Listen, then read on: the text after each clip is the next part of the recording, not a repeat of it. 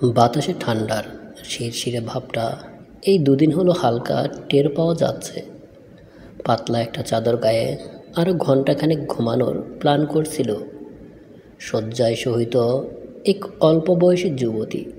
গতকাল রাত খুব দেরি করে ঘুমাতে এসেছিল সে, তাই যুবতীর দু চোখে ভরা ঘুম এখনও টুইটুম্বুর। আরও কিছুটা ঘুমানোর প্রয়োজন তার। তবে যুবতীর ঘুমের ব্যাঘাত ঘটাতে ব্যস্ত হয়ে বেঁচে উঠে বিছানার সাইডের টেবিলে অবহেলায় পড়ে থাকা তারবিহীন কৃত্রিম যন্ত্রটি। উফ, সবে পৌনে 8টা বাজছে। এই সাত সকালে কে আবার ফোন করলো? ব্রু কুঁচকে ফেলল যুবতী। মনে মনে কিছুক্ষণ গজগজ করে আবারও চাদরে মুখ ঢেকে শুয়ে পড়ল সে। কল্পনার রাজ্যে হারিয়ে যাবার জোগাড় মাত্র আবারও সশরে বেজে উঠল তার কৃত্রিম মুঠোফোনটি। কিন্তু যুবতী ও নাছোড়বান্দা, কানে বালিশ চেপে নিজের জায়গাও সেও অনড় রইল। ফোনটা এখনও বেজে চলছে অনবরত। বেজে বেজে একসময় কেটে গেল। যাক বাবা, বাঁচা গেল। যুবতী প্রাণ খুলে শ্বাস ফেলল মনে হয়। পাশ ফিরে শুতে শুতে আবারও আদো ঘুমে তলিয়ে যাচ্ছিল। কিন্তু বেচারের ফোনটাওকে শান্তিতে তলিয়ে যেতে দিলে তো। আবারও একই সুরে বেজে উঠল। এবার অলসতার গা ঝাড়া দিয়ে কোনো রকমের ডান হাতটা বাড়িয়ে ফোনটা চোখের সম্মুখে তুলে ধরল। স্মার্টফোনের 6 ইঞ্চি স্ক্রিনে বেস্ট ফ্রেন্ড নীলুর হাসি মুখের ছবিটা ভেসে উঠেছে। সাথে সাথে বিরক্তি কপাল কুঁচকে আসলো যুবতীর। কাল রাত প্রায় 2 ঘন্টা এত বকবক করার পর এই সাত সকালে আবার কী এমন দরকার পড়ল? ভাবতে ভাবতেই ফোনের সবুজ রঙা সুইচে আঙুল রাখল যুবতী। ফোনদাতা ব্যক্তির কিছু বলার আগেই সদ্য ঘুম থেকে জেগে আসা যুবতী ফোনের মধ্যেই হুঙ্কার ছেড়ে বলল, সমস্যা কি তোর? কে এত সকালে তোর ভাড়াবাতে মই দিয়েছে, যার সুদ আমার ঘুম নষ্ট করে দিচ্ছিস? আজকের খবর কাগজ পড়েছিস বাবু? নীলু খুবই শান্ত কণ্ঠে জানতে চাইল যুবতীর নিকট। তুই এ কথা বলার জন্য আমাকে এই সাত সকালে ফোন করেছিস?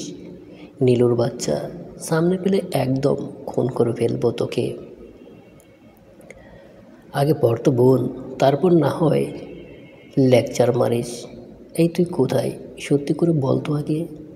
আজ আবার বাথরুমের ভেতর কমোডে বসে আমাকে ফোন করিসনি তো? দুর্গন্ধ কেন জানি এখন পর্যন্ত আসছে। যুবতী কিছুটা নাক ছিটে কথাটা বলল। আসলে নীলুর খুব বাজে একটা অভ্যাস আছে। ও বাথরুমে গেলেও ফোন সাথে করে নিয়ে যায়। নিজের প্রাতকৃত্য সম্পন্ন করতে করতেও ফোনে কথা বলতে থাকে এই মেয়ে। তার ওই স্বভাব সম্পর্কে ওয়াকিবহাল যুবতী জানতে চাইল নীলুর বর্তমান অবস্থান কোথায় এখন। বাথরুমে বসে চাপ প্রয়োগ করে কাজ হচ্ছে না বলে হয়তো আবোল তাবোল প্রশ্ন করে সময় পার করছে এই মেয়ে। তিশার মনে কিছুটা সন্দেহ হয়। যুবতী নাক ছিটকানো মুখটা যেন মানসপটে চাক্ষুষ ভেসে এলো নীলুর। তাই ফটাফট উত্তরে বলল, আরে না রে মা, আমি বাথরুমে পাট চুকিয়ে ফেলেছি সেই কবেই। বর্তমানে পিতৃদেবের আদিকালের সেই কাঠের পুরানো ইজি চেয়ারে হেলান দিয়ে বসে কাগজ পড়তে পড়তে তোকে ফোন করছি। এই দেখ, গরম চায়ের কাপে চুমুকও দিচ্ছি আমি। ফোনটা এক হাতে ধরে রেখেই অন্য হাতে সপাটে চায়ের কাপে চুমুক দিচ্ছি আমি। ফোনটা এক হাত ধরে রেখে অন্য হাতে সপাটে চায়ের কাপে শুরুত করে একটা চুমুক মেরে বুঝিয়ে দিল নীলু ও সত্যি বলছে। হয়েছে হয়েছে, এত নাটক করতে হবে না। সকাল সকাল আমার এত স্বাদের ঘুমটা নষ্ট করে যত সব আজেরা কার্যালয় চলছে তোর। কোথায় ভাবলাম সাপ্তাহিক ছুটির দিন, আজ একটু আরাম করে ঘুমিয়ে বেলা করে উঠব, কিন্তু তোর জ্বালায় তাও হলো না। স্কুলের বাচ্চাদের মতো সকাল সকাল উঠে বায়না ধরে বসে পড়েছিস। এই তোর চোখে কি ঘুম নেই? আমি তো তোর মতো কুম্ভকর্ণের বংশধর নই যে আরা আরাম করে বেলা করে উঠব। আমার যতটুকু ঘুমানোর প্রয়োজন ততটুকু ঘুমিয়ে তবেই উঠেছি। আমি ভদ্র মেয়ে। তোর মতো বেলা 10টায় ঘুম থেকে ওঠা আমার স্বভাব না। এখন চটপট বিছানা ছেড়ে উঠ, আর কাগজের ফ্রন্ট পেজের উপরের হেডলাইনটা মনোযোগ দিয়ে দেখ।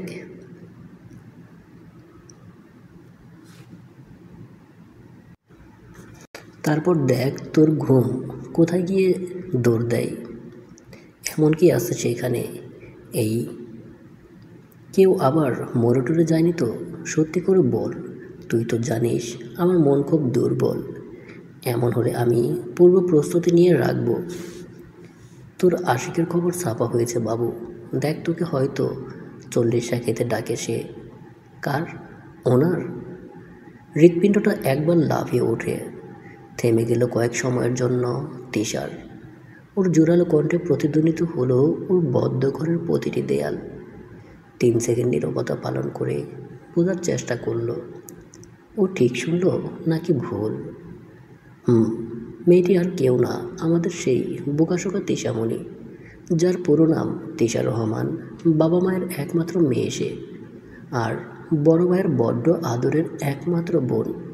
অনার্স প্রথম বর্ষের ছাত্রী সে এবার। তার আরও একটা পরিচয় আছে, তবে তা আপাতত লুকিয়ে থাক। আস্তে এত জোরে চিৎকার করিস কেন? আমি কি কালা নাকি? তাছাড়া তোর বাপে শুনলে আবার না জানি হার্ট অ্যাটাক করে বসে। কোনো গ্যারান্টি নেই। সাবধান ভাই। চুপ কর বেয়াদব মেয়ে, বেশি কথা বলিস। কাজের কথা আগে বলতে পারলি না? দাঁড়া, আমি এখনই ডেকে আসছি। তুই লাইনেই থাকবি, খবরদার ফোন কাটবি না। তিশা গায়ের চাদরটা মাটিতে ছুঁড়ে বিছানা ছেড়ে তরাক করে লাফিয়ে উঠে এলোমেলো পায়ে ছুটে চলে রুমের বাইরে। নিজেকে গোছানোর প্রয়োজনটুকু মনে করে না এই মুহূর্তে। বিড়াল পায়ে ওর ইঁদুরের মতো শরীরটা লুকিয়ে বাবার রুমে ঢুকে পড়ে নিঃশব্দে। ওর জানা মতে এই সময় রুমে কেউ থাকে না। বাগানের পরিচর্যায় নিজের কিছু সময় ব্যয় করেন শামসুর রহমান। তারপর আশেপাশে একটু হাঁটাহাঁটি করে বাসায় ফিরে চায়ের সাথে পত্রিকার ভেতর মুখ লোকান। এটা এক প্রকার রোজগারের বাতিক তার। তিশা তাই এক প্রকার নিশ্চিন্তে বাবার রুম থেকে আজকের পত্রিকাটা চুরি করে আনে। এরপর ধীরে সুস্থে নিজের রুমে এসে দরজাটা লক করে বিছানার উপর পা গুটিয়ে আরাম করে বসে। পত্রিকাটা মেলে ধরতেই চোখের সমীপে দৃশ্যমান হয় একজন সুদর্শন পুরুষের চিত্র। বহু বছরের বৈশাখের খরায় যেন হুট করেই বসন্তের ছোঁয়া লেগেছে আজ। ঠিক এমনটাই অনুভব হচ্ছে এই তিশার মনে। এক পলকের জন্য চোখ বন্ধ করে ফেলে ও। অদ্ভুত এক শিহরণ ছড়িয়ে পড়েছে ওর শির দ্বারায়। শেষ ভাগে বুকের বাপাসটা গভীরভাবে মোচড় দিয়ে ওঠে। সব কিছু ছাড়িয়ে দৃশ্যমান হয় ঠোঁটের কোনায় একটা মিষ্টি হাসি। চোখ বন্ধ করে খুব কাছেই কারো ফিসফিসানের স্বর তার ছোট্ট হৃদয়ে যেন ভয়ঙ্কর তোলপাড় সৃষ্টি করে। ওর নিজের শ্বাস যেন আটকে আসে সে স্বরের মালিকের কণ্ঠ শুনে। আজ দুঃখে নয়, আনন্দে মন কেঁপে উঠছে ওর। আজ কতদিন পর দেখতে পেল প্রিয় পুরুষটির মুখ। হয়তো খবরের কাগজে, তবুও তো চোখে দেখা হলো। আর এতেই তিশা খুশি। ওর সেই আনন্দের জল দু চোখ বেয়ে দুগালে নামছে এখন। ঠিক যেমন মুষলধারে বৃষ্টির পর নালা দিয়ে তিরিত তিরিত করে জল বেড়ে নেমে চলে যায় বড় দিঘিটাতে। আর এই হলো সেই মানুষটা, যে ওর যৌবনের প্রথম ভালোবাসা, যাকে নিয়ে কল্পনার কতই না মেঘের বেলায় ভেসে বেরিয়েছে স্বপ্নের আকাশে তিশা, যাকে দেখে ওর সদ্য যৌবনা মনে উঠত কাল বৈশাখের ঝড়। এই মানুষটার আশকারাতেই তো বোকা অবুঝ লাজুক মনটা প্রতিবাদী হয়েছিল। কীভাবে যেন বোকা মুখচোরা সংযমী মেয়েটা অবলীলায় ভালোবাসার কথা স্বীকার করেছিল মানুষটার কাছে। তারপর স্বপ্ন ভাঙার যন্ত্রণা, এক আশ্রে শুকনো খটখটে বাস্তবের মাটির উপর মুখ থুবড়ে পড়া। আজ থেকে 2 বছর আগে প্রতিদিন সকাল 6টায় ঘুম থেকে উঠে কলেজে যেতে আর ভাল লাগে না তিশার। দীর্ঘ 17 বছর যাবৎ এই কাজটাই করে যাচ্ছে বেচারি। কবে যে এর অবসান ঘটবে আল্লাহই ভালো জানেন। অথচ এই 17 বছরটাকে অন্য কোনো ভালো কাজে ব্যয় করলে হয়তো এতদিনে ও গিনেস বুকে নাম লিখিয়ে ফেলতে পারত। মরার স্টাডি লাইফ আর শেষ হয় না। জীবনটা পড়া করে তেজপাতা বানিয়ে ফেললো সবাই ওর। এত পড়ে যে কী হবে তাই মাথায় ধরে না বেচারির। তার চেয়ে ভালো ওকে বিয়ে দিয়ে দিলেই হলো। এতে কলেজ, এক্সাম, কোচিং, অ্যাসাইনমেন্টের প্যারা থেকে তো বেঁচে যেত। মা, মা! হঠাৎ তিশা গলা ফাটিয়ে চিৎকার করতে লাগলো। আস্তে কথা বলা যায় না? সকাল সকালে তো চিৎকার চেঁচামেচির কী আছে? ছেলেটির ঘুম একদম পাতলা। তোর ফাঁকা বাঁশের মতো গলা শুনে আবার না ঘুম ভেঙে যায়। রেনু বেগম এক প্রকার গজাতে লাগলো মেয়ের উপর। কাল এমনি কত রাত করে বাড়ি ফিরেছে রায়হান, আর এখনই 7 সকালে তোর জ্বালায় একটু শান্তির মতো ঘুমোতেও পারবে না ছেলেটি আমার। খাম্বার মতো দাঁড়িয়ে না থেকে কি হয়েছে বলছিস না কেন এখন? রেনু বেগমের চোখে মুখে ভীষণ অসন্তোষের ছাপ। প্রচণ্ড বিরক্তি ফুটে উঠেছে ইতিমধ্যে মেয়ের কার্যকলাপ দেখে।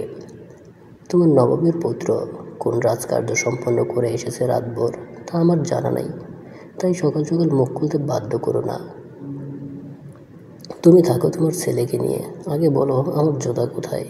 কেন, এখানেই তো ছিল। ভালো করে দেখ। দেখেছি, নেই। অলস মেয়েরা কিছু পায় না। তোর খোঁজার ভুল আছে, ঠিক মতো খোঁজ। তাহলে তুমি খুঁজে দেখো না এখানে আছে কি না। আমার কথা তো তোমার বিশ্বাস হয় না। সতীনের মেয়ে বলে কথা। মনে হয় চোরে নিয়ে গেছে। আজকাল এলাকার চোরগুলো জ্বালায় কিছু রেখে শান্তি পাই না। কাল তো ছাদের উপর থেকে কে যেন আমার ব্লাউজ চুরি করে নিয়ে গেছে। চিন্তা কর কি সাংঘাতিক ব্যাপার। সেটা চোর নেয়নি, দেখ গিয়ে বাতাসে উড়ে কোথাও ভ্রমণে চলে গেছে। আর রইল আমার জুতার কথা। চোর নিশ্চিত আমার একটা জুতা নেবে না, নিলে সে তো দুটোই নিত। এক পায়ের জুতা পরে কি সে চায়না হলে শু করতে যাবে? তাহলে তোর জুতা গেল কোথায়? হয়তো পাশের বাড়ির আন্টির বিড়াল মিমে নিয়েছে। তুমি একটু খোঁজ করে দেখো, দেখে এসো তো। ওরই বদস্বভাব এমন করার। তা না হয় আমি গিয়ে দেখে আসবো, কিন্তু এখন তুই কি পরবি? কি আর পরবো? কলেজের জুতা তো চুরি হয়ে গিয়েছে। আজ আউট জুতা পরেই যেতে হবে।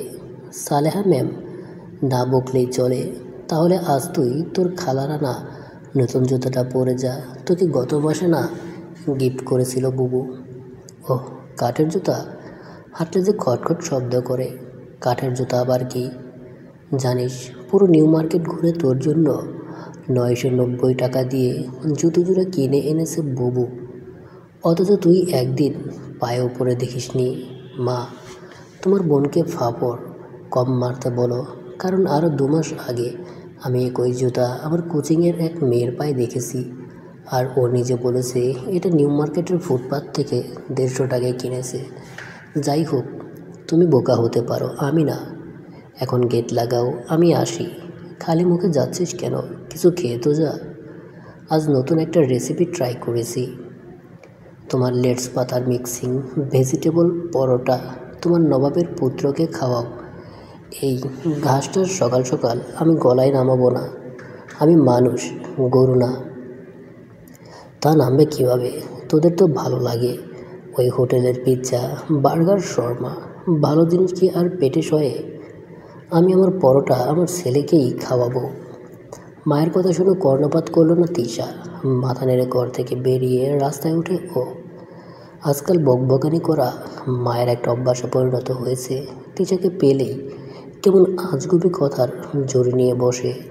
তিশার মনে হয় এসবের একমাত্র কারণ হচ্ছে টিভিতে চলা ওই স্টার জলসা।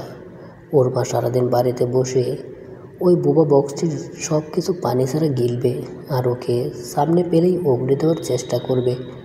এক প্রকার রিপিট টেলিকাস্ট যাকে বলে। মাঝে মধ্যে তিশা বিরক্ত হয়, আর মাঝে মধ্যে অবাক। মাকে তিশার পাগল মনে হয়।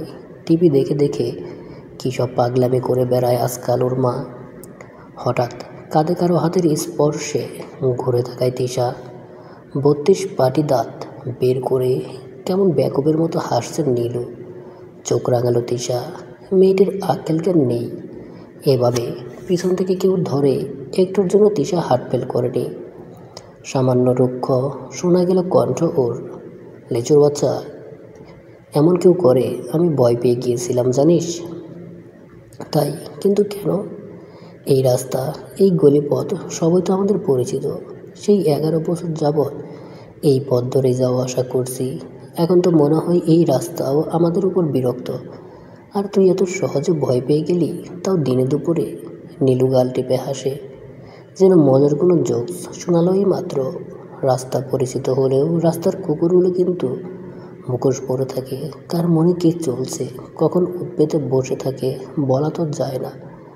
তাহলে এখন বল, ভয় পাওয়ার কারণ যথার্থ কিনা? বুঝতে পারছি, কিন্তু তুই এত কনফিউজড কেন? আমি নীলুর বাচ্চা নই। আমি তো আমার বাবা মায়ের একমাত্র বাচ্চা। তাও কত সাধনার ফল জানিস? কত রিচুয়াল ফল করে আমার নামে ছাগল দিয়ে আকিকা দিয়েছে। আর তুই আমার বাবা মায়ের সেই নামটার নিয়ে কি করিস? উফ, মাই মিস্টেক। আর এমন হবে না বোন। তিশা ঠোঁটে হাত দিয়ে বলে, আমি যদি আগে জানতাম তাহলে আঙ্কেলকে জিজ্ঞেস করতাম এই বলদের জন্য ছাগল কোথা থেকে আনছে। আসলে বলদের জন্য একটা বলদ দেওয়ার দরকার ছিল, তাহলে না কম্বিনেশন ম্যাচ হইতো। ইকুয়াল ইকুয়াল, কী বলিস? তিশার বাচ্চা বলে নীলু মারার জন্য ছুটে যায়। ব্যাগ কাঁধে ঝুলিয়ে তিশা কলেজের দিকে দৌড় দেয়। এভাবে খুনসুটি করতে করতে দুই বান্ধবী রুমের ভেতর প্রবেশ করে। বিকেলে প্রাইভেট পড়তে যাওয়ার জন্য বের হলো তিশা। কাঁধে ব্যাগ ঝুলিয়ে চকলেট খেতে খেতে অঙ্কন স্যারের কোচিং সেন্টারের দিকে যাচ্ছিল। তার কাছে তিশা ইংলিশ পড়ে। এই সাবজেক্টটিতে বেচারি খুব বেশি কাঁচা, তাই রায়হান কাছাকাছি ওর বন্ধুর কোচিং সেন্টারে ভর্তি করিয়ে দেয় তিশাকে। অঙ্কন স্যারের ইংরেজিতে কথা বলার স্কিল খুব চমৎকার। তিশা প্রথমবার ক্লাসে গিয়ে এক প্রকার মুগ্ধ না হয়েই পারে না। ভাবি ডাক শুনে তিশা চমকে দাঁড়ায়, কারণ কণ্ঠস্বর পরিচিত। ছেলেবেলা যখন এখানে, তার মানে সেও এসে পড়েছে। তিশা ধুকপুক বুকে পিছনে ঘুরে তাকায়। রাকিব আর সাকিবকে দেখলো কেবল। দেখতে পায় 5 দাঁত খেলায় ওকে দেখে। তিশা ভীরু নয়নে আশপাশ পরখ করে নেয়। না, আর তো কেউ নেই। তিশা স্বস্তির শ্বাস ছাড়ে। কপাল কুঁচকে রাগী চোখে তাকায় সামনের দুই ব্যক্তির দিকে, যেন চোখ দিয়ে আজ ভম্ম করবে এদের। হঠাৎ করে রাকিব আর সাকিব দুই ভাই মিয়ে যাওয়া বিড়ালের মতো চুপ হয়ে যায়। মিনমিন সুরে বলে, ভাই এসেছে ভাবি। তো আমি কি করব? নাচব? না মানে আপনি দেখা করতে যাবেন না ভাইয়ের সাথে? কেন আমি যাব কেন? না মানে ভাবি। এই কথায় কথায় একদম ভাবি ভাবি বলে চিল্লাবেন না, ইট মেরে মাথা ফাটিয়ে ফেলবো একেবারে। ভাবিকে ভাবি বলবো না তো কি বলবো?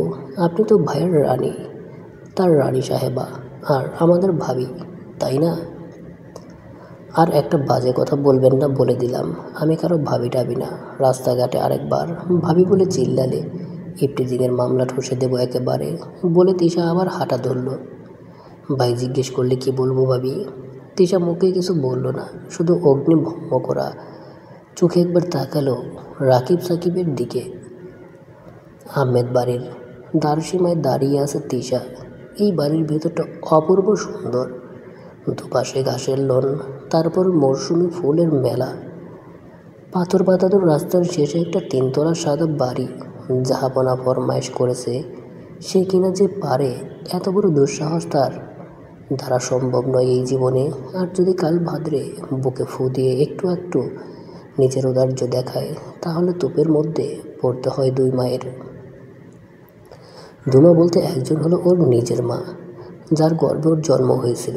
আরেকজন হলো রাবেয়া বেগম, তিনি এই আহমেদ বাড়ির কর্ত্রী। অসম্ভব ভালো একজন নারী। তিশাকে এই মহিলা জন্ম না দিলেও মেয়ের যে কোনো অংশে কম ভালোবাসেন না। তার কারণ অবশ্য আছে। তিশা শুনেছে ওর জন্ম হওয়ার পরপরই মা নাকি ভীষণ অসুস্থ হয়ে পড়ে। এমনকি তিশাকে কোলে নিয়ে নিজের মাতৃদুগ্ধের প্রথম শাল দুধ খাওয়ানোর মতো অবস্থা ছিল না তার। সকলে এক প্রকার আশা ছেড়ে দিয়েছিল।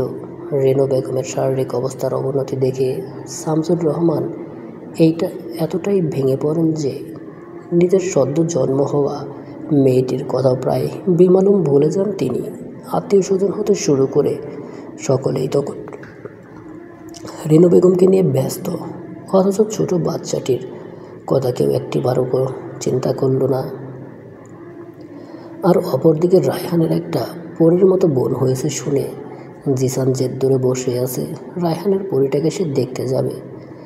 ছেলের জেদ সম্পর্কে অবগত রাবেয়া জিসানকে সাথে নিয়ে নবাগত বাচ্চাটিকে দেখতে আসেন হাসপাতালে। সঙ্গে আনেন কয়েক পদের ফলমূল ও নবজাতক শিশুটির জন্য কিছু কাপড় চোপড়। তবে হাসপাতালের অবস্থা দেখে তিনি থ হয়ে যান। কিছু মানুষ আছে না, জায়গার সময় অবস্থা কিছুই বোঝে না, কেবল নিজের মনের আশা মিটিয়ে বলতে পারলেই চলে। এমন কিছু মানুষ দিয়ে হাসপাতালের বিশাল করিডোর ভরা, আর এরা সকলে রেনু বেগমের এই অসুস্থতার দায় দিচ্ছেন সেই ছোট্ট বাচ্চাটিকে। রাবেয়া বেগম বিরক্ত হলেন এদের মন মানসিকতা দেখে। একটা বাচ্চা যে এখনও মায়ের বুকের শাল দুধটুকু খাওয়ার সৌভাগ্য অর্জন করতে পারেনি, সে কীভাবে একজন মানুষের অসুস্থতার কারণ হতে পারে? এই বাচ্চাটির কি দোষ এতে? মানুষ কতটা বিবেকহীন হলে এমন সময় এমন কথা বলতে পারে জানা নেই। জিসান দেখল রায়হান কোনায় এক চেয়ারে বসে কাঁদছে। ওর পরিটানে সবাই বকছে, ওর ভালো লাগছে না। সবাই ওর পরিটাকে অপয়া বলছে, কিন্তু কেন? দোষ তো ওর। ও মাকে বলেছিল সবার বোন আছে, ওর বোন নেই কেন? ওরও একটা পরীর মতো বোন লাগবে। রায়হান চেয়েছে বলেই তো মা আল্লাহর কাছে একটা মেয়ে বাবু চেয়েছে ওর জন্য। তাহলে কেন ওর বোনটাকে মামা খালারা মিলে অপয়া বলে গালি দিচ্ছে? ওর ছোটো পরীটা কি এত সব বুঝলে নিশ্চিত মাকে এতটা কষ্ট পেতে দিত না। জিসান রায়হানের কাছে হাত রাখলো, ওকে জড়িয়ে ধরে আরও জোরে জোরে ফুপিয়ে ফুপিয়ে কেঁদে ওঠে ছেলেরই। বন্ধুর কাছে গোল গোল করে মনের সকল চাপা কষ্টগুলো উগড়ে দেয় সে। সাথে বলে, আমার পরীটাকে তুই নিবি জিসান? এরা কেউ আমার পরীটাকে চায় না, কেউ ভালোবাসে না, সবাই ওকে বকছে। দেখ না, সবাই কত কিছু বলছে। আমার ভালো লাগছে না, তুই নিয়ে যা ওকে। আমি জানি তুই ওকে আগলে রাখবি, ভালোবাসবি, তাই তোকে দিয়ে দিলাম আমার পরীটাকে। আজ থেকে আমার এই পরীটা তোর। রায়হানের সেই একটি কথা যে তিশার জন্য কাল হয়ে দাঁড়াবে কে জানতো। ভাই তখন অবোধ ছিল, মাত্র 8-9 বছরের ছোট্ট একটা বালক। সে মোটেও সেদিন সিরিয়াস ছিল না, আবেগের বশে বকে দিয়েছিল যেমন আর কি, যেমন আমরা করি। প্রচণ্ড কষ্ট বা মন খারাপ থাকলে অনেক কিছু আবোল তাবোল বলে ফেলি, কিন্তু কে জানতো সেই 8-9 বছরের জিসান সেদিন সিরিয়াস ছিল, খুব বেশি সিরিয়াস। এতটাই যে সেই ছোট্ট কাল থেকে তার এক প্রকার অনধিক চর্চা চলে আসছে তিশার জীবনের উপর। আর তার এই দুঃসাহসিক কাজে তিশার মা আর জিসানের মায়ের পুরোপুরি যেন সায় ছিল গোপনে। তাই তো আহমদ বাড়ির এই লেজ কাটা বাদর ওর মাথায় চড়ে নাচত সর্বদা। রায়হান ভাই না হয়ে বাচ্চা ছিল সেই সময়, তাই না বুঝে একটা কথা বলে ফেলেছে। কিন্তু ওর মায়ের কি হয়েছে? এই বাদরকে স্বয়ং নিজের মাথায় চড়ে নাচতে দিত কেন? তিশা বুঝে উঠতে পারত না সেসব। হঠাৎ কুকুরের গজরানের শব্দে ধ্যান ফিরে তিশার চোখের সম্মুখে দেখতে পায় বাদামি রঙের একটা কুকুর। এর নাম মার্শাল। কয়েক বছর আগে কুকুরটি জিসান এনেছে ভারতবর্ষ থেকে। একে জার্মান শেফার্ডও বলা হয়ে থাকে। যখন এনেছিল তখন বয়স কম ছিল, তবে তখনও কি তেজ ছিল কুকুরটির, যেন বাঘ একখান। এই জাতের কুকুর সময়ের সাথে উচ্চ বুদ্ধিসম্পন্ন ও সাহসী হয়। এখন তো বেশ বড়সড় হয়েছে, আর তিশাকেও চিনে খুব ভালো করে। তবে আজ থেকে 2 বছর আগে যখন কুকুরটি আনা হয়, তখন অপরিচিত ভেবে ওর উপর এক প্রকার হামলে উঠতে নিয়েছিল মার্শাল, কিন্তু পারে না। চেনে বাধা পড়ে আটকে যায়। ঠিক 2 হাতে দূরে গিয়ে থেমে যায় কুকুরটি, আর এদিকে চোখ বন্ধ করে মাটিতে পড়ে গড়াগড়ি খায় তিশা ভয়ে। এই বুঝি কামড়ে ওর হাড়ের মাংস নিয়ে গেল। এখন কি হবে? মা বলেছে 14টা সুই দিতে হয় কুকুর কামড়ালে, কিন্তু ও তো টিভিতে দেখেছে 6টি, তাহলে ওকে আসলে কয়টা দিতে হবে বুঝতে পারছে না, 14টি নাকি 6টি। টিচার চিৎকারে সেদিন ভেতর থেকে জিসান সহ রাবেয়া বেগম, তৌফিক সাহেব ও বাড়ির গৃহস্থলীর কাজকর্মে নিয়োজিত সকল লোকজন ছুটে চলে আসে। দারোয়ানের মুখে শুনতে পায় কুকুর থেকে ভয় পেয়েছে তিশা, তাই এভাবে গড়াগড়ি করে কাঁদছে। সবাই এই বিষয়ে সহানুভূতি দেখালেও একজন ছিল বজ্রের মতো কঠোর। বেঁধে রাখা কুকুরকে দেখে এত ভয় পাওয়ার কী আছে বুঝতে পারে না সে, যত সব ন্যাকামি। গভীর দীর্ঘশ্বাস ফেলে দুদিকে মাথা নাড়ায় জিসান, সবাইকে বাড়ির ভেতর চলে যাওয়ার ইশারা করে। তিশাকে এক ঝটকায় মাটি থেকে টেনে তুলে অনেকটা জোর করে টেনে নিয়ে যায় মার্শালের সামনে। এদিকে তিশার গলা ফাটানো চিৎকারে মুখরিত হতে থাকে আহমেদ বাড়ির প্রতিটি ইট পাথর। কিন্তু কে শুনে কার কথা? লতার মতো আষ্টে পিষ্টে জড়িয়ে ধরে জিসান তিশাকে একদম কুকুরটির সামনে নিয়ে বসায়। তিশার এক হাত ওর মুঠোতে ভরে নিয়ে মার্শালের রোদ্রে চকচক করা রুমের মধ্যে হাত বোলাতে থাকে আর ইশারায় মার্শালকেও বোঝায় মেয়েটি বাহিরের কেউ না, ও তো ওর প্রভুর রানী সাহেবা। তাই আজ থেকে মার্শাল যেন তিশাকে দেখলে এমন না করে। আর মার্শাল কি বুঝলো কে জানে, কিন্তু তিশা ভয়ে জ্ঞান হারাবার জোগাড় হলো। আবছা অন্ধকারে চোখের পাতা বুঝে আসছিল ওর, আর তখনই বলিষ্ঠ দুটো হাত ওকে পাজাগুলা করে তুলে নেয়। অর্ধ অচেতনার মাঝে মিষ্টি এক গন্ধ তিশার নাসারন্ধে সুরসুর করে আসছিল সেদিন। কি অদ্ভুত মাদকতার পুরুষালী সেই গন্ধ, যা জিসান নামক এই মানুষটির শরীর থেকে আসছিল। থমকে যায় সময়। ওইটুকু মুহূর্তে জিসানের পেশিবহুল বুকটায় মাথা রেখেও কেঁপে কেঁপে উঠছিল তিশা। মুখে যাই বলো, কিন্তু এতটা কাছে কখনো আসেনি তারা এর আগে। শরীরের সকল রক্ত এক উন্মাদনায় নেচে উঠেছিল তিশার। সেদিনের কথাটা মনে পড়ে তিশা হেসে উঠল আজও। যার স্বপ্নের রানী একসময় ছিল এই বোকা মেয়েটি। ওকে ঘিরেছিল মানুষটির সকল চাওয়া পাওয়া, কত না পাগলামো করেছিল মানুষটির জন্য। কিন্তু সময়ের সাথে আজ সে তিশা থেকে অনেক দূরে, তবে মনের থেকে নয়। একই শহরে বসবাস তাদের, তবুও কারোর সাথে কারো কথাবার্তা তো দূরে থাক, দেখা সাক্ষাৎও নেই মাসখানেক হলো। চোখের পলকে কতটা পর হয়ে গেল তিশা মানুষটির। আচ্ছা, জিসানের কি একবারও ওর কথা মনে পড়ে না? ওর অপরাধটা কি খুব বেশি ছিল? হয়তো। তাই তো মানুষটি এক ঝটকায় তিশাকে ছুঁড়ে ফেলতে সময় নেয়নি। অনেকদিন পর তিশার দু চোখ ভরে জল উপচে এলো। যে চোখ দেখে একদিন এই পুরুষটি কত শত কবিতা লিখে ফেলত, সেই দু চোখে আজ জলে ভরা। আর জল তো আসবেই। এলো, তবে কেন এলো?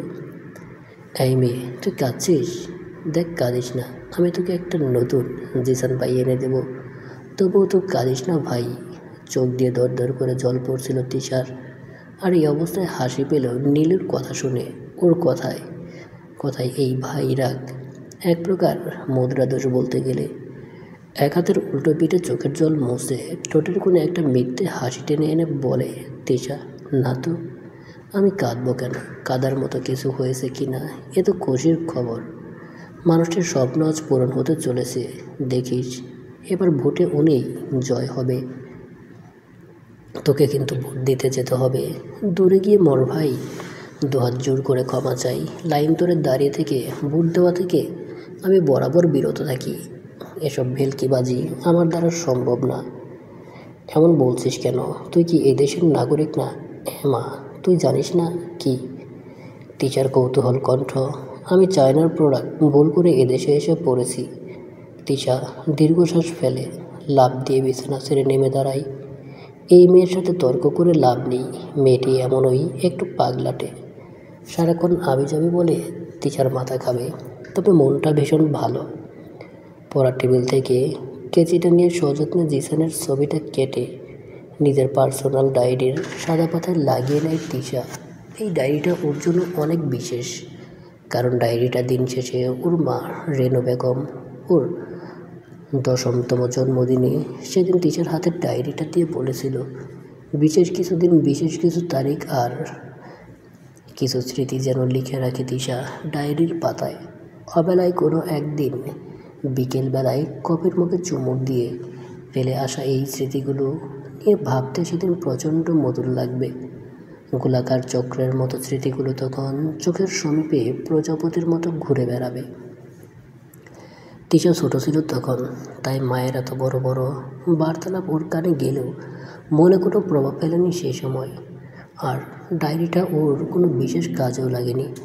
আসলে ডায়েরি লেখার অভ্যাস ছিল না যে তখন। অবসর সময়ে মাঝে মধ্যে কবিতা টবিতা লেখা হলেও ডায়েরি লেখা হয়নি এর আগে। তারপর দিনের পর দিন কেটে গেল, আর মাসের পর মাস পেনের একটা আঁচড়ও কাটা হলো না ডায়েরিতে।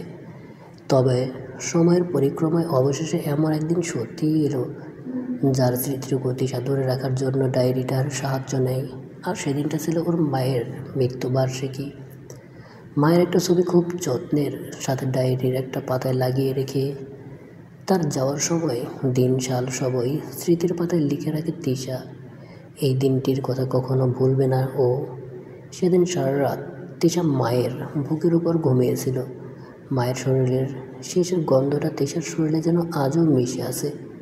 কিন্তু দুর্ভাগ্যবশত সকালবেলা আর মায়ের ডাক শুনতে পায় না ও। ভোর রাতে রেনু বেগম একমাত্র মেয়েকে বুকে জড়িয়ে না ফেরার দেশে চলে যান।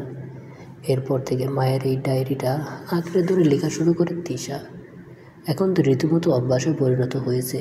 বিশেষ বিশেষ দিনগুলো, কিছু মুহূর্তের স্মৃতি ডায়েরির পাতায় সযত্নে লিখে না রাখলে তিশার রাতে ঘুম হয় না। যেন মায়ের সাথে কথা বলে ও। আজ সেখানে জিসানেরও বসবাস। কিরে, কথা বলছিস না কেন? সুখে আবার বিষখ্যাত হয়ে যাসনি তো? কি আজে বাজে বলছিস? মরলে তুই মর। তোর না রিসেন্ট ব্রেকআপ হয়েছে, সেই সুখে তোর বিষ খাওয়া দরকার। আমি খাবো কেন? ভাইরে, আমার আবার চিন্তা বড়ই সাদামাটা, সেলিব্রিটি সুলভ নয়। প্রেমে শেখা খেয়ে বিষ খাইয়েতে আমি নেই। প্রয়োজনে তাকে বিষ চুটি ডাল দিয়ে আচ্ছা মতো ছেঁচে দেব, তার 14 গোষ্ঠীকে জেলের ভাত খাওয়াবো, কিন্তু নিজে নো মরামরি। ওকে, আমি ভালোবাসি আমার লাইফকে, হোক না একটু পানসে, তাতে কি? খুব ভালো, তোকে তো খুঁজছে বাংলাদেশ। যা একটু পরিচয় করে দিয়ে আস নিজেকে সবার সাথে। অফকোর্স শোনা, সময় হলে তাও করব। এখন বল, আর কতদিন দেবদাস হয়ে ঘুরবি? মানুষটি তো তোকে পাত্তাই দিচ্ছে না, আর এদিকে তুই তার সুখে দিন দিন শুকিয়ে কাঠ হয়ে যাচ্ছিস। শুনেছি আজকাল নাকি ডিপ্রেশনে বড়ি খাওয়া হচ্ছে তোর। ভাই, তুই এতটা দুর্বল কবে থেকে হলি? এটা সত্য তিশা ডিপ্রেশনে ভুগছে। আর এখানেই একটা বিরাট বড় প্রশ্ন চলে আসে, এসবের জন্য দায়ী আসলে কে? ও নিজে নাকি অন্য কেউ? কিন্তু ওর মনে হয় ওর জীবনের সকল উত্থান পাতানোর জন্য এই নিজেটাই দায়ী। আর দায়ী ওই অ্যাক্সিডেন্টটা। আর ঠিক ওই ঘটনার পর থেকে তিশার মানসিক যন্ত্রণায় ভুগতে থাকে, চলে যায় গভীর ডিপ্রেশনে। ডিপ্রেশন যে কি সর্বগ্রাসী মারাত্মক হয়ে উঠতে পারে তার জলজান্ত উদাহরণও নিজে। কিছু ভালো লাগতে না, কাউকে ভালো লাগতো না, নিজেকেও ভালো লাগতো না। গোটা পৃথিবী থেকে মুখ ফিরিয়ে নিতে ইচ্ছে করতো। ও জানতো এবার আঘাতটা খুব বেশি ছিল মানুষটার প্রতি। ও কারো মন ভেঙেছে, তাও খুব বাজেভাবে। ভুল ছিল না এটা, অপরাধ করেছে। অনেকদিন পর আবারও প্রিয় মানুষটির সাথে কাটানো জীবনের টুকরো টুকরো ছবি ভেসে উঠেছে ওর মনে। পত্রিকাটি হাতে রেখে পাশের জানালার গারদ দিয়ে বাহিরের দিকে তাকায় তিশা। তবে সামনের দৃষ্টি বেশি দূর আর আগাতে পারে না। পাশের বাড়ির শ্যাওলা পড়া দেয়ালটায় টুক্কর খেয়ে ফিরে আসলো আবার ওর কাছে। তিশা ওর কল্পনা রাজ্য থেকে যেন ছিটকে পড়ল। দীর্ঘশ্বাস বের হয়ে আসে ওর বুকের হাঁফড় থেকে। বলে, সে আমাকে ভুলে গেছে নীলু। আমার কথা তার একটাবারও মনে পড়ে না। কতটা পাষাণ হলে এমন করতে পারে জানিস? গত 6 মাসে একটাবারও সামনে আসেনি। এমনকি আমার কারণে নিজের ফোন নাম্বারটাও পাল্টে ফেলেছে। ভাবির সাথে মাঝে মধ্যে কথাবার্তা হয়, আমি লুকিয়ে শুনি, কিন্তু আমার প্রসঙ্গ আসতেই ফোনটা কেটে দেয়। কতটা নির্দয় হলে এমন করতে পারে বুঝিস? আমি কত চেষ্টা করেছি, কতবার বোঝানোর চেষ্টা করেছি, কিন্তু সে তো তার চিন্তায় অনড়। আমি আর কি করব? এতটা ভেঙে পড়লে কিভাবে হবে তিশা? ধৈর্য রাখ, আল্লাহ নিশ্চয়ই তোর জন্য ভালো কিছুই রেখেছে। এটা তো অস্বীকার করবি না। জিসান ভাই তোকে অনেক ভালোবাসে, শুধু এখন তার ক্ষতটা তাজা, তাই তোকে কাছে টানতে পারছে না। ভালোবাসা না চাই, দেখিস না আজকাল দলের একজন মেয়ে কর্মীর সাথে তাকে প্রায় দেখা যায়। এদের নিয়ে তো অনেক গসিপও শোনা যাচ্ছে মিডিয়াতে। তিশা, জিসান ভাই যে পেশায় আছে সেখানে কাদা ছোড়াছড়িটা কিন্তু স্বাভাবিক। সব কথায় কান দেওয়া প্রয়োজন নেই তোর। আজেরা কথা কানে তুলিস দেখেই তো গোবর মাথার ডিপ্রেশন শিকার হচ্ছে। ফাউল কথা বলবি না, ফোন রাখ। বাবা এতক্ষণ নিশ্চিত চলে এসেছে। পেপার না পেলে এখন এই চিৎকার চেঁচামেচি করা শুরু করবে বাড়িতে। তার আগে আমি বরং সেটা জায়গা মতো রেখে আসি। দীর্ঘশ্বাস ছেড়ে ফোনটা কেটে দেয় নীলু। আরাম কেদারায় পা ঝুলিয়ে বসে বারান্দার বাইরে দৃষ্টি রেখে ভাবে, বেচারি তিশা, বাবা আর স্বামীর মধ্যে পিষিয়ে জীবনটা কেমন তেনা তেনা হয়ে যাচ্ছে ওর। কেউ মেয়েটির মন বোঝার চেষ্টাই করছে না। সবাই কেবল নিজেদের সিদ্ধান্ত চাপিয়ে দেওয়ার চেষ্টায় সর্বদাই তৎপর। না জানি তিশার ভবিষ্যতে আর কী কী লেখা আছে। সম্পূর্ণ উপন্যাসটি খুব শীঘ্রই আসবে। তোর বিহনে প্রিয়তমা। লেখনীতে ইয়াসমিন তানিয়া। ধন্যবাদ সকলকে। গল্পটা কেমন লাগলো তা অবশ্যই কমেন্ট করে জানাবেন। গল্পটি ভালো লাগলে চ্যানেলটি সাবস্ক্রাইব করে সাথেই থাকবেন।